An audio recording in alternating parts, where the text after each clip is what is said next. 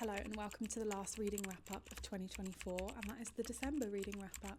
This is the last wrap-up of 2024, which means I've done 2 years worth of reading wrap-up. So yeah, I've been on YouTube nearly 2 years. There's deodorant on my top. That's really annoying. Can I just tuck that up under there? No one will see it. Welcome in. If you're new, my name is Charlotte. I do some book content, I do some vlogging content, and if you've been here before, welcome back. I've picked the wrong kind of top to wear with this mini mic today because I'm like, can I have to hold it or clip it onto here? I think I might just leave it like that, so hopefully it's not too distracting. It's 2025, which, you know what that means? It means my book buying ban is officially over. I'm allowed to buy books again. I didn't buy a single book for myself for the year of 2024. Did I make it through any more of my TBR? That is something that I don't wish to discuss. I didn't make it through as much as I would have hoped. I'm looking at my bookshelf now, but you know what? It's fine. We'll get through it a little bit. It's Friday the 3rd of January when I'm recording this and I still haven't bought any books. I kind of just like forgot that I could, if I'm honest. I saw a TikTok that was the Kindle 99p deals for January, and I was looking at them and I usually skip them because I just think like, oh, I can't buy a book, and I was like, oh wait, I can buy a book. It feels like my first one to break the seal needs to be kind of like a decent one. Who knows? December was a bit of a mixed reading month for me. I know I always say this, but in November I think I read really bad books, and in December I didn't read as many as I would have liked to. I didn't actually start reading till the 3rd week of December. I still managed to read 6 books this month. I read 2 physical books, 3 Kindles and 1 audiobook. The 2 physicals are library books, so I don't have them with me today, but I'll still put their covers on the screen. So that means I finished 2024 on a total of 83 books. Honestly, I'm really pleased with that. I had no reading target. I think the previous year I maybe did 76 or something like that. I've never gone above 80, so I'm quite pleased with myself. I won't be setting a reading target into this year. I am planning on doing a reading wrap-up video. I did one for 2023 and that has like my stats, my 5-star read, that kind of thing in it. So I think people would be interested in that. So I'm probably going to go ahead and film one over the next couple of weeks. So yeah, I read 6 books this month. Let's get into the reviewing. I can't remember what else I usually talk about at the beginning of these videos. I have my notes on my laptop, so if I'm glancing off, that's why. The first book I read in December was Tress of the Emerald Sea by Brandon Sanderson. This is a fantasy book. It's my first Brandon Sanderson book, and I always like to give a little synopsis where I can. So our main character, Tress, lives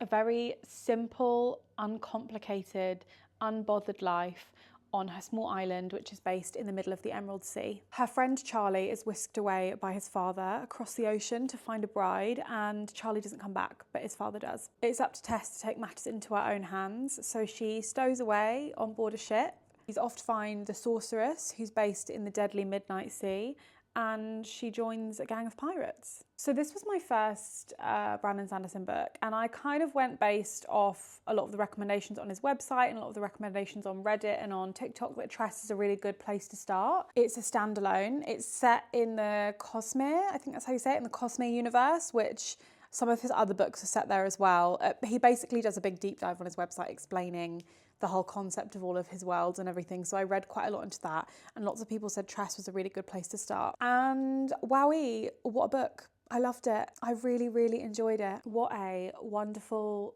whimsical, warm hug of a book this is. So I believe it is a standalone, and after reading it I kind of wish it wasn't, because I really enjoyed it so much. For me, it's been a really long time since I've read any kind of fantasy, and this was just like the perfect toe dip back in, a really good introduction back into fantasy. I won't lie, I was quite intimidated to read a Brandon Sanderson book because my understanding that a lot of his books are quite high fantasy, whereas this one, the tone of it was much more lighthearted. It was fairly young adult, but not in a way that I would consider juvenile. I don't really like reading a lot of young adult books anymore. I don't give books star ratings anymore. I find it too difficult, it's too subjective, it's too confusing, it's all relative to what you've read. But this is one of my 5-star reads for this year. I still do my 5-star reads because it's a nice way to memorialise the very best ones that I read this year.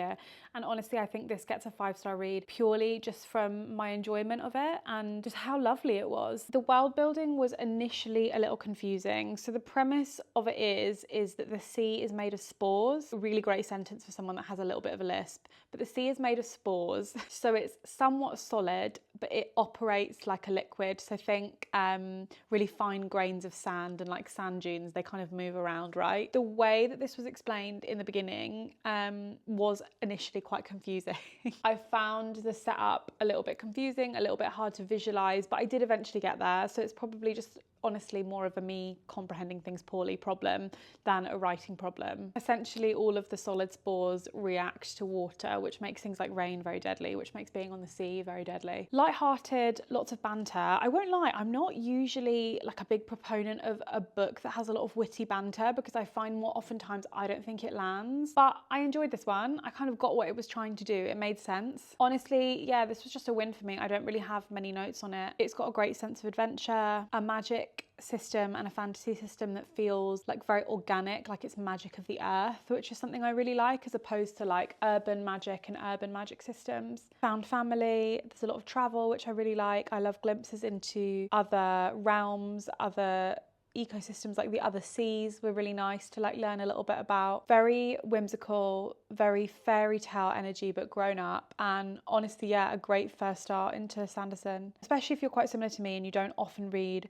high fantasy and you're maybe feeling a little bit intimidated. I took a quality street break and I'm rewarding myself with one each time I finish a book review. I feel like Pavlov's dog. So the next book I read was a physical book and it was Things Have Gotten Worse Since We Last Spoke and Other Misfortunes by Eric LaRocca. This is a horror book and this was a short story compilation that I read. So this one is slightly different to Things Have Gotten Worse Since We Last Spoke because I've got the and other misfortunes added on. So the first and the main story, which is the original book, is about a lesbian couple that meet in an online chat room, early 2000s, I believe. And progressively as they get to know each other and fall for each other, they begin to discuss their desires and wants from their relationship. They enter a sort of dom-sub contract, but things get quite dark quite quickly. The second story follows a religious couple that moved to a very secluded island following the death of their son. The third story was about a man who engages in a weird like gambling gameplay with his neighbour after his neighbour drops a strange object in his back garden. So I think I must be the last person in the world to read this year because this was really well hyped on TikTok about a year and a half ago. I'm less so in the horror book talk space now than I was previously, but you see the same kind of like weird fic horror books cycle around on TikTok a lot. So Tender is the Flesh is one of them. This was usually in there and it's kind of that like shocking and dark book. This was the most overhyped book I've read this year. I'm gonna say that sounds really mean. I feel really bad. It just wasn't good. I usually love horror. I love like body horror and gore and like this unsettling disgustingness. So I was really looking forward to it and I thought it was right up my street. And honestly, all I can say is I'm so glad I got it from the library and I didn't buy it because yeah, it was a waste of my time. To me, it just read like a creepypasta Reddit post or like a Tumblr essay. I already reviewed this on my BookTok account, so sorry if this review feels a little repetitive to you if you've already watched it. I won't deny that I didn't feel gripped by the book. Like I was compelled. I read it in heartbeat, like one sitting almost. But as you've seen on my channel, being gripped and good writing are actually two very separate and different things because I'm often quite gripped by books that are bad. Yes, it's weird. Yes, it's icky. Yes, I do think the compulsion I felt to carry on reading was something to do with the kind of element of shock factor gore, especially in the first story. There's something quite visceral about how they write. There's a lot of like mouth and body and like digestion, eating, like internal inner systems horror that gives you the like heebie-jeebies. There are definite moments that are disgusting and definitely in there for shock factor, but they left me wondering when I finished the book, was this a good book if you remove the gore? And no, it wasn't. It wasn't even really a good book with the gore, but I think that's what keeps people reading and I think that's why it got so much hype because people were shocked. Also, I'm one of those people, I'm not against the inclusion of gore in books, especially in the horror genre. Like violence and gore in books, there's a fine line between like gratuitous violence and gore, but I'm not like anti it. It's just really lacking. And I think again, the whole point of the uncomfortability of it all when you're reading and the visceralness is to make you think it's good. I just think maybe the style of writing and the shock factor leaves readers feeling like it's good because it's made them feel something when it's not. I think it's very overhyped and I think it's a bit drab. I read another horror book. Why am I reading so much horror in December? Probably a little bit of escapism from Christmas, isn't it? My next book was Starve Acre by Andrew Michael Hurley. Our main characters, Juliet and Richard, had a son that died at the age of 5 and what used to be their gorgeous, vibrant and colourful countryside home home in the moors is now feeling a bit like desolate and remote. Juliet is convinced that Ewan, their son, is still frequenting the property in some shape or form, and she seeks help from a seemingly benevolent occultist group called the Beacons in an attempt to commune with him. Richard is full head in the sand, turning a blind eye to the whole thing, and spends every single day in the field outside their house digging in a tent for the roots of an ancient old oak tree that got cut down a while back. Sounds like they're doing good. When I tell you I had a good reading month, this was very, very close to a 5 for me. I'm just dishing them out. Maybe it's just the season of goodwill and giving, but I'm generous with those 5s. I was so surprised that I liked this as much as I did. And you know what? I was really validated because all of 2024, and most of 2023, I would go up to the very small horror section in Waterstones and Starve Acre would always be on the table, and I would pick it up and I would read it and I'd think, this looks amazing, I really want it. And it had this really striking cover. This is not the cover I read, but it was white and it had this big red hair painted across the top.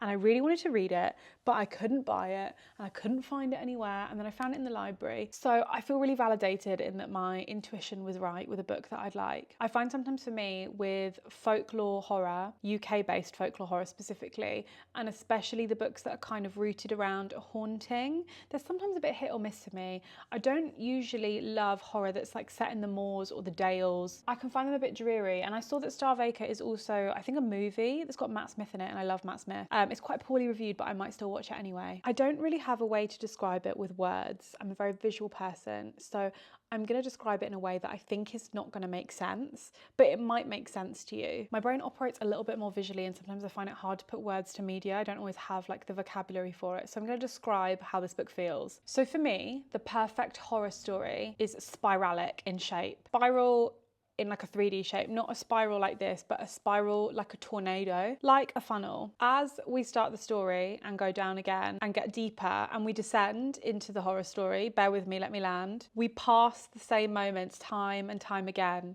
So as we come back around the left, we pass the same thing, but we might not always realise we're passing the same thing. It's that foreshadowing, it's like that sense of repetition. It's uneasy. Things feel the same as we pass the spiral time and time again, but it starts to feel more sinister, you know? Things repeat themselves. Sometimes we don't realise that things are repeating themselves, but it gives you that build up. It gives you that sense of something's not quite right. You didn't always realise you're passing the same things again and again, especially if it's very subtle, especially if it's like a sentence or a word or something, imagery, iconography. This book was almost a perfect spiral for me of atmosphere, of grief, of darkness, of dankness, of gloom. I felt the coldness from this book seep into my bones. Everything was damp, everything was wet. Captured the moors perfectly. Everything was musty. I will say it leans more on the sinister side than the overtly scary side. Sometimes in horror genre, I feel like it's not as simple as this, but you get things that are actual horror, like actual scary, you're facing the thing, and then you get threat of the horror, which can sometimes actually be more scary than the actual thing.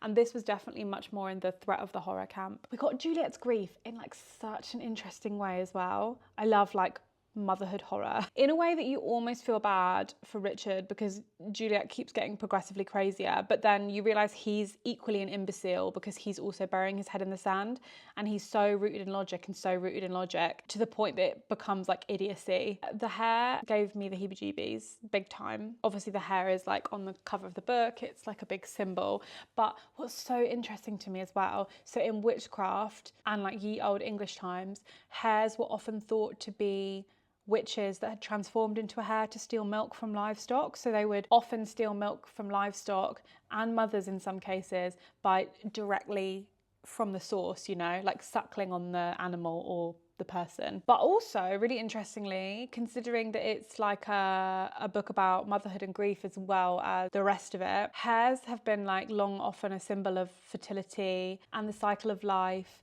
and like renewal of the land and regeneration. The regeneration one was really, really interesting to me. I can't say too much without spoiling the book. And also like fertility and motherhood and like Juliet's journey with like motherhood and the timing. I don't know, maybe I'm deeping it. I just thought it was clever. I can't quite pin why it's not a 5-star for me. It's just under. I think it's something to do with the fucking glacial pace that the book moves at. It is so slow. I felt a little frustrated by the pacing at some points, and the pacing at the beginning was great that it was glacial, right? Like I love a slow pace at the beginning of the horror, but it almost, something needed to like give in in the last quarter of the book. It's not about the ending, because I liked the ending and the ending felt complete to me, but that last quarter felt incomplete. They're all being fucking stupid, all the characters are being fucking stupid, and I felt frustrated, and it felt like there wasn't something, it just wasn't quite enough. So I think that's why it's not quite a perfect 5. I think it felt unresolved. It's not about the ending, but that section felt unresolved. Thought we'd open the curtain a bit more and get some more light in. The next book I read was a Kindle book, and it was Blood Over Brighthaven by M.L. Wang, and this is a fantasy. Right, I hope I'm saying the names right, because I didn't actually watch any other reviews of this, so I didn't look it up. So the city of Tiran is a very modern, industrial, like utopia type of city that is run by and fully reliant on using magic. Our main character, Siona, I think it's Siona, I'm just imagining it's Iona with an SC at the beginning, but our main character, Siona, has dedicated every single waking moment of her life to studying magic, and it finally pays off. She is the first ever woman to be admitted to the High Magistracy as a High Mage. However, her struggles in a male-dominated field have only just begun. And she kind of comes to the realisation that all magic comes at a cost. You know what? Another near perfect read that I was not expecting, and I feel like I really needed this month of near perfect reads following my month of shit reads in November. I really wanted to read Sword of Kaigen, but I picked this up first. I don't know why. There's something about a really popular book, especially when it gains traction on BookTok, that I feel a bit hesitant to, because I've been burned so many times. And it knocked my fucking socks off, if I'm quite honest. The entry chapter just had me gripped. I felt like it was the perfect setup. It starts with this snowy waste, and we have this young boy and his whole tribe making a dangerous crossing over a frozen lake, and one by one this lightning called the Blight that brutally murders people just strikes them down. It's seemingly at random. So that's the kind of pacing we're dropped into, a very fast pace, which honestly gave me a bit of anxiety reading it, but it was really good. Very, very, very, very, very, very well crafted in a way that felt very similar to me in the experience I had reading Babel. It's the kind of magic system and the kind of world building that like leaves me a little breathless. I do actually think, I'm not trying to like lump them into the same category, but it's because it's this industrialized city that's run on magic. Everything's very like modern and forward thinking and innovative. So that's the kind of vibe. Whereas previously I've been reading a lot of kind of like ye olde fantasy. I actually don't like reading a lot of urban fantasy. So when I have these two books, which are like two of my favourite books now, they kind of give a similar vibe to me. But I do feel like the magic system in Blood Over Brighthaven tops Babel by far. It's way more thought out. It's way more well crafted. I felt like Babel ended up having a lot of gaps. Anyway, it's not a comparison video, but that's just the energy of the books. She really has given so much thought to the magic system in Blood Over Brighthaven. The whole city to me just felt like every single detail was meticulous and thought out, and it was based in logic, and it was quite complex at times for me to read, but it was still so simple. The things that I found complex about it is it seems very based in like arithmetic and maths and numbers and physics, which for me have always been hard subjects to grasp anyway, but once I kind of learnt them and I understood that it was much more intricate but also very simple, I kind of understood it a bit more. I don't think that really made any sense. They've never been my strong suits, but once I got there, and the religious aspect to it all was very interesting too. Siona, my imperfect character, a woman who is so passionate about her craft that it quite literally drives her into a mad frenzy, is a woman after my own heart. I love a frenzied woman. She's been fed the tyrannish propaganda as well about high mages and magic and the city, and then she has this incredibly rude awakening upon joining the very thing that she's worked so hard to be a part of, that she's joining this facet of elite society, these coveted white robes, the coveted high magistracy, and it's not meant for women like her.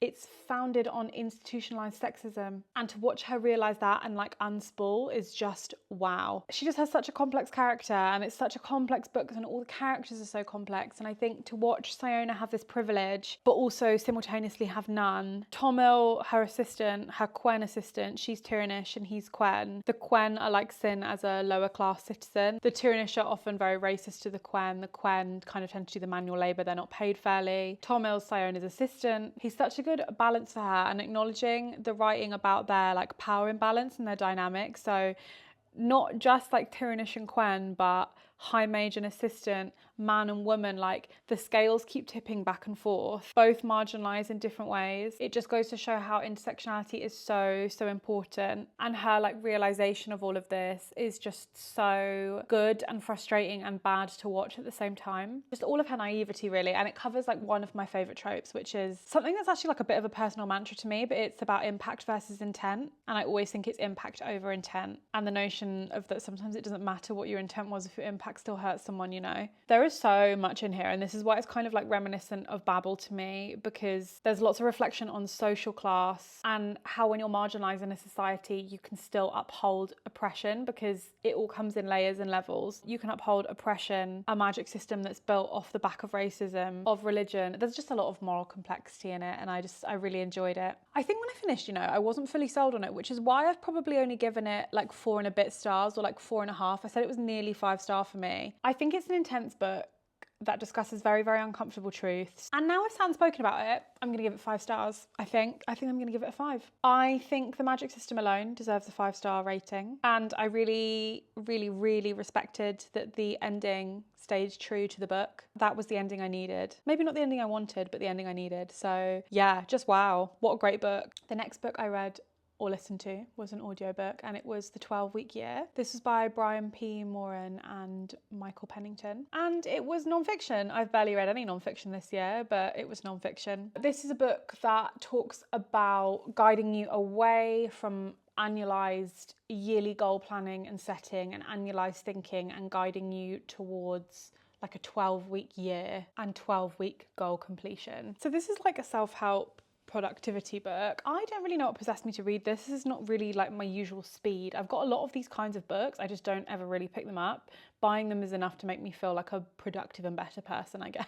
I listened as an audiobook on Spotify because I thought, great, you know what, like I needed to use up my hours. I wanted to, end of the year, took me ages to listen to. It's only 5 hours. And honestly, I don't have like a huge amount to say about this. So it was good for some part, but some parts just didn't land as expected. I'm a very firm believer of self-help books. Take what resonates, leave what doesn't. You should never live and die by these books. The parts that I ended up leaving behind were mainly that a lot of this book caters to a traditional business model, and a lot of the discussion is based in traditional business goals, setups, structures. So obviously that isn't relevant to me as an individual reading this, but the book does do its best to kind of provide both perspectives, although one of the examples that's constantly used is about losing weight, and I would have preferred maybe some additional examples and perspectives to be used, just from like a understanding point to get it to click in my head a bit. It was good for me in the sense that I have taken a lot from it. I am doing a 12-week year, so I've like set up my Notion and everything like that, and it feels quite motivating for me in that it feels very achievable to have my yearly goals broken down into much smaller chunks. Feels more achievable because I'm the kind of person that really struggles with the big vision. The big vision feels too far away, so I need to see the steps to get to the big vision, you know? I don't know how to break down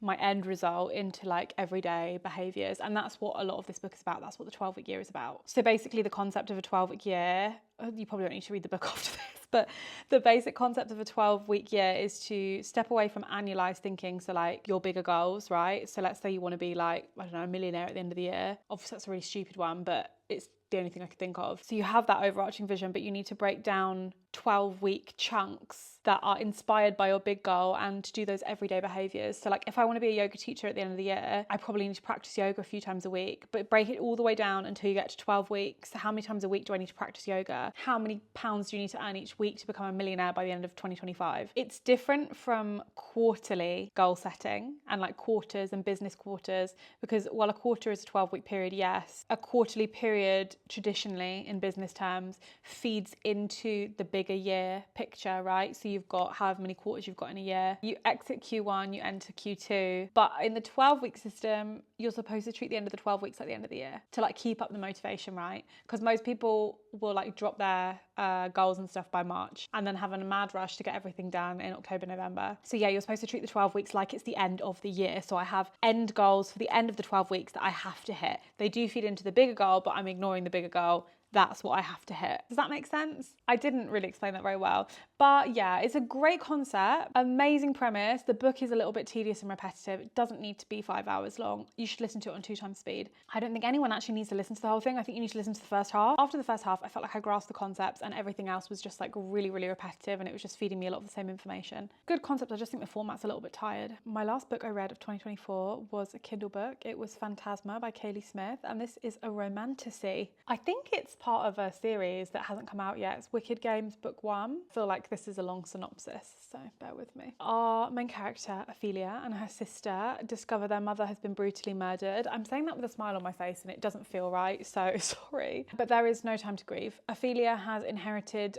her mother's dark necromancy magic and also inherited a huge debt on their mansion. Ophelia's sister decides that she's done being the little sister and she's going to take matters into her own hands, and she enters Phantasma. Phantasma is a deadly competition that most of the contestants die in, but if you win, you are granted one single wish. Ophelia also now has to follow her sister into Phantasma to save her, and the only way she can save her is if she competes as a contestant in Phantasma. She arrives. An arrogant, mysterious, good-looking stranger offers Ophelia his assistance in exchange for a favour. He can protect her, and she doesn't really have much choice but to allow it. Okay, so this is the first romantasy I've read and enjoyed in a really, really long time. I will say it is what it is, yeah? A magic, dark romantasy that has been highly acclaimed by Book Talk and the readers of the romantasy genre. So if you don't like this kind of book, that is totally fair, but just bear in mind it is what it is, you know?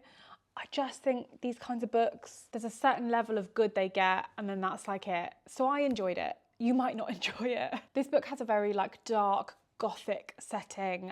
Think stylistically similar to One Dark Window by Rachel Gillig and Mexican Gothic. Very heavy drapery, big flowing skirts, this kind of like Victorian Gothic vibe that I absolutely love. Visually, very stunning book, and it's set in New Orleans, which I absolutely love as well. New Orleans is not in enough books. Heavy magic, heavy superstition, very, very spiritual place, steeped in rich, rich history. So I really enjoyed that about the book as well. I quite liked the necromancy angle. I wish we'd gotten a little bit more of that. Basically, her mother was like a necromancer, a very gifted one, and people would go to their family home for like her services and communing with their loved ones. And we get a little bit of it, but not loads. As far as romantasy goes, I think it does fall more into the romance and fantasy genre. We do get some fantasy. There's a lot of like paranormal, but we don't get too much of it. It's not very carefully crafted. I think probably the reason I'm willing to overlook so much of the stuff that I didn't enjoy about the book is because ultimately when it comes down to it, I love a trial, I love a tribulation. I love any books that are revolving around competitions. When there's multiple trials in them, I don't know what it is, I eat it up. So this book has like 9 trials based on the 9 circles of hell. So I love a game, even a deadly one. And I think that's why I enjoyed it so much. I think it was a really interesting concept. Could it have been executed better? Probably yes. Morally grey characters, deadly competitions, forced proximity. There's got to be some other tropes in there that I can't think of. There's a lot of like innuendo and witty banter. I will say, I don't really think it's like dark romantasy, but maybe I've got brain rot after reading like some really, really awful ones last year.